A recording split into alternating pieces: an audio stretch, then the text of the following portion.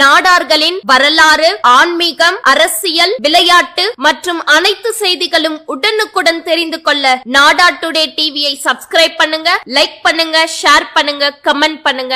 பக்கத்துல இருக்கிற பெல் பட்டனை கிளிக் பண்ணுங்க. சீமான் பதில் சொல்லட்டும். சீமான் பதில் சொல்லாம இந்த சமுதாய கைகூலி முத்துரமைஸ் என்கின்ற இந்த தமிழ்நாடு நாடார் சங்கம் என்ற பெயரில் ஒரு போலியான சங்கத்தை நடத்தி கொண்டிருக்கின்ற இந்த சமுதாய கைகூலி என்ன பண்றாரு? சீமான் கல் இறக்கினால் சாராய வியாபாரி எர்ணாவூர் நாராயணன் என்று ஒரு மிகப்பெரிய ஒரு அவதூறு கருத்தை முகநூலில் பதிவிடுறார். இதுதான் பிரச்சனை. நாங்கள் கருத்தியல் ரீதியா சீமானை எதிர்கொள்றோம். இந்த போன்று நம்ம திராவிட முன்னேற்ற கழகத்தில் பயணிக்கக்கூடிய திராவிட முன்னேற்ற கழகத்தின் ஆதரவாளர்கள் இருக்கக்கூடிய நமது சமுதாயத்தை சேர்ந்த அனைத்து தலைவர்கள், அண்ணன் ராக்கெட் ராஜாவா இருக்கட்டும், அண்ணன் சுபாஷ் பொன்னையரா இருக்கட்டும், அனைவரையும் தூற்றிருக்காரு. அப்ப சங்கம் என்ற பெயரில், நாடார் சங்கம் என்ற பெயரில் ஒரு சங்கத்தை வைத்துக் கொண்டு சுயசரிதை தலைவர்களை விமர்சித்து அதன் மூலம் விளம்பரம் தேடக்கூடிய நீ எல்லாம் தலைவரா? அப்ப மல்லாக்கப்படுத்திட்டு ஓ மேலே நீ எச்சி துப்புற. சுயசாதி தலைவரை விமர்சித்துட்டு அது மூலமா வைத்த கழுவிட்டு இருக்க. நீ வைத்த கழுவு. அதை பத்தி எங்களுக்கு எந்தவித ஆட்சேபனையும் கிடையாது. இது பக்கா விளம்பர கும்பல். தனக்கு விளம்பரம் வேணும்.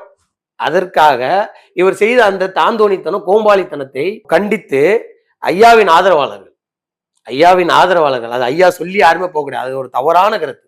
ஐயா சொல்லி போவே கிடையாது. ஐயாவின் ஆதரவாளர்கள் என்னை போன்றவர்கள், ஐயாவால் பயன்பெற்றவர்கள், அவர்களை பொருளாதாரத்தை உயர்த்தியவர்கள், அவர்களை முத்துரமைஸ் வீட்டை முற்றுகையிடுகிறார்கள். கரெக்டா? அப்ப இதை கல்லெதற்கும் போராட்டத்துல கலந்துகிட்டதுனாலதான் என் வீட்டை முற்றுகையிடுற மாதிரி ஒரு பொய்யான பரப்புரையை பண்ணி ஒரு விளம்பர அரசியலை தேடிட்டு இருக்காரு இல்லையா இந்த முத்துரமைஸ் என்ற கைகூலி, சமுதாய கைகூலி. எல்லாரிடம் அறிக்கை பெற்று அந்த அறிக்கையை முகநூலில் இப்போ பதிவிடுறது வேலையை செஞ்சுட்டு இருக்காரு. இவர் நம்ம எங்க தலைவர் மட்டும் இல்லை, கலைஞர் கருணாநிதியை தூற்றியிருக்கிறார். இன்று மாண்புமிகு தமிழக முதல்வர் தளபதியார் அவர்களை தூற்றியிருக்கிறார். அக்கா கனிமொழி அவர்களே நாடார் என்று இவரே பதிவிட்டு, அவர் நாடாரில்லை என்று இவரே பதிவிட்டு இருக்கிறார். வணக்கம். நாடார் டுடேலேருந்து பாலமுருகன். நாடார் டுடே சார்பா நிறைய விஷயங்களை நம்ம அப்டேட் பண்ணியிருக்கோம். வரலாற்று பதிவுகள், சமுதாய நிகழ்ச்சிகள், அரசியல் நிகழ்ச்சிகள் எல்லாமே நீங்கள் பார்த்துட்டு வரீங்க. சமீப காலமாக சோஷியல் மீடியாவில் ஒரு நம் சமுதாய தலைவரை பற்றி ஒரு சங்க வத்திருக்க ஒரு தலைவர் தவறான பதிவுகளை பதிவு செய்து ஒட்டுமொத்த நாடார் சமுதாயத்துக்கும் இழுக்க உருவாக்கிட்டு இருக்கிறார். இன்னைக்கு பார்த்தீங்கன்னா அண்ணாச்சி நாராயணாச்சியோட அதாவது நாடார் பேரவைங்கிற ஒரு அமைப்பு வச்சிருக்கிறாங்க. கிட்டத்தட்ட ஒரு 25 ஆண்டுகளாக அதை நடத்திட்டு வராங்க.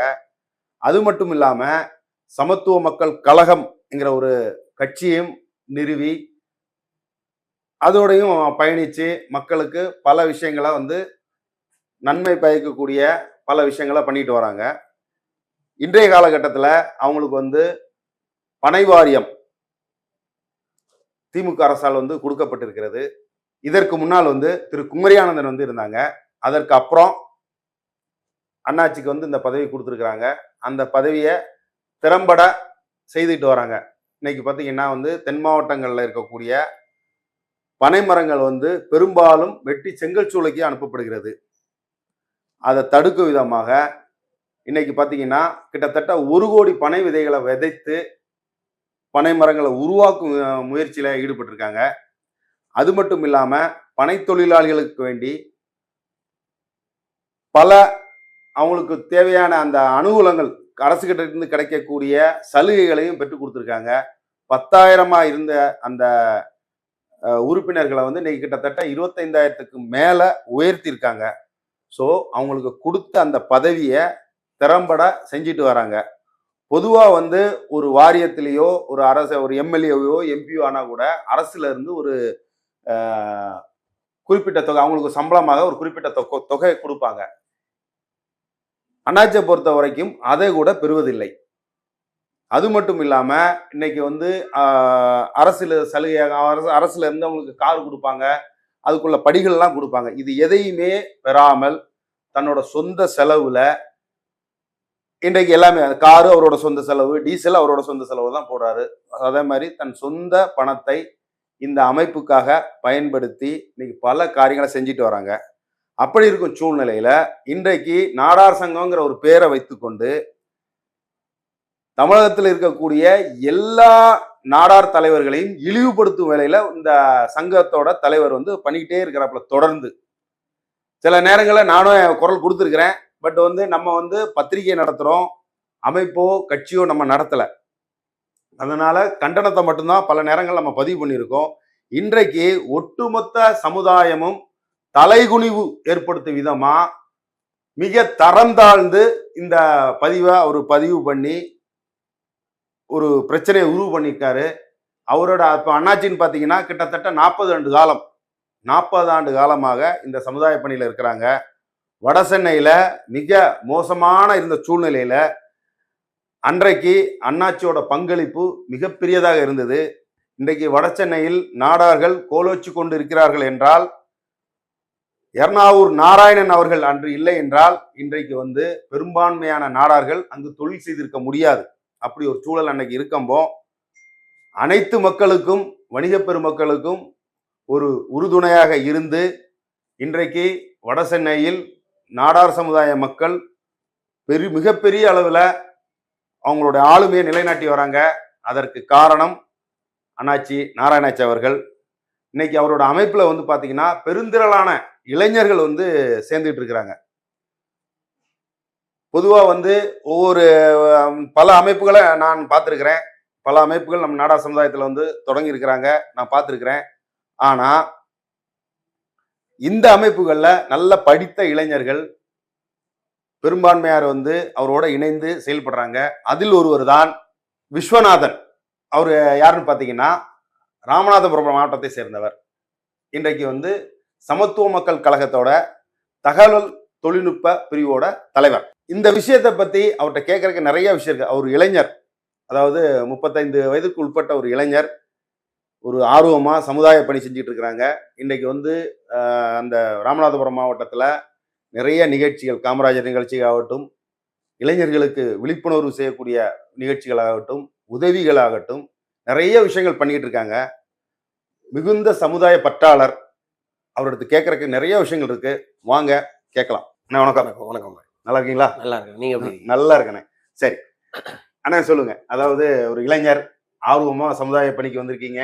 அதாவது சமுதாய கட்சி நடத்தக்கூடிய ஒரு தலைவரின் கீழே இருந்து செயல்பட்டு சிறப்பா உங்களுடைய செயல்பாடெல்லாம் பண்ணிட்டு இருக்கீங்க. குறிப்பா வந்து நமக்கு வந்து அந்த ராமநாதபுரம் மாவட்டங்கிறது வந்து ஒரு சென்சிட்டிவான ஒரு மாவட்டம்.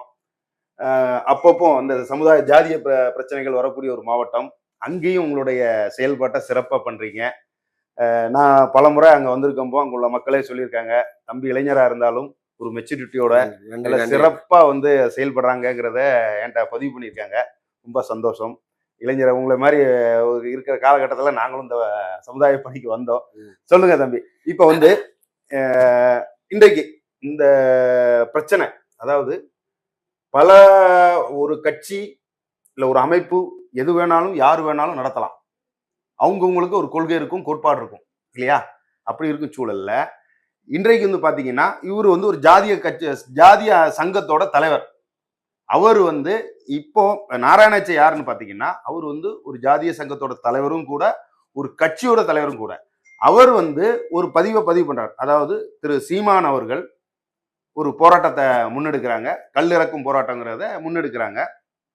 ஆனா இந்த இந்த கல் இறக்க வேணும்ன்ற போராட்டத்தை வந்து கிட்டத்தட்ட ஒரு 20 ஆண்டுகளுக்கு முன்னாடியே வந்து அண்ணாச்சி தான் வந்து பெரிய லெவலில் கிட்டத்தட்ட 1 லட்சம் பேருக்கு மேல கூட்டி வச்சு பிரம்மாண்டமா பண்ணாங்க. இருந்தும் அந்த அவங்களோட அந்த உரிமையை வந்து இன்னைக்கு வரைக்கும் வாங்க முடியல. காரணம் என்னன்னா, இவங்க அரசு ஒரு அஜெண்டா பாஸ் பண்ணி வச்சிருக்காங்க. அதை விடுறதுக்கு அரசாங்கம், எந்த அரசாங்கமும் தகுதியில்லை. அதை ஏடிஎம்கே இருந்தாலும் சரி, டிஎம்கே இருந்தாலும் சரி, எந்த அரசாங்கமுமே வந்து இவங்க வந்து இந்த பில்லை வந்து அவங்க வந்து பாஸ் பண்ண யாரும் விரும்பல.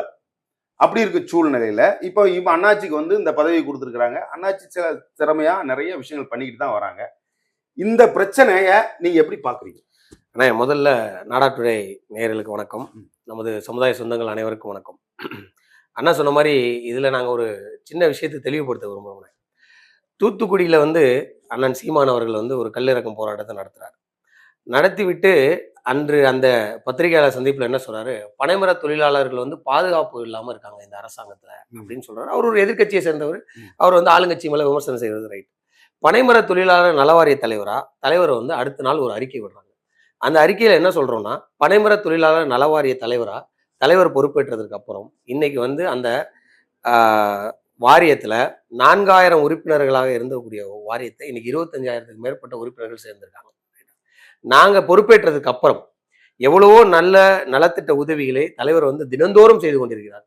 எனக்கு தெரிந்தே பல மாவட்டங்களில் சுற்றுப்பயணம் செய்து அங்கிருந்து கோரிக்கைகளை பெற்று வந்து நம்ம மாண்புமிகு தமிழக முதல்வரிடம் எடுத்து குறைத்து எவ்வளோ நல்ல விஷயங்களை கடந்த 4 வருடங்களா செஞ்சுட்டு இருந்திருக்காங்க. அப்படி நம்ம அடுத்த நாள் நாங்க வந்து அண்ணன் சீமானை சொன்ன அந்த ஒரு தகவல் தப்பு என்று தலைவர் வந்து ஒரு அறிக்கை விடுறாங்க.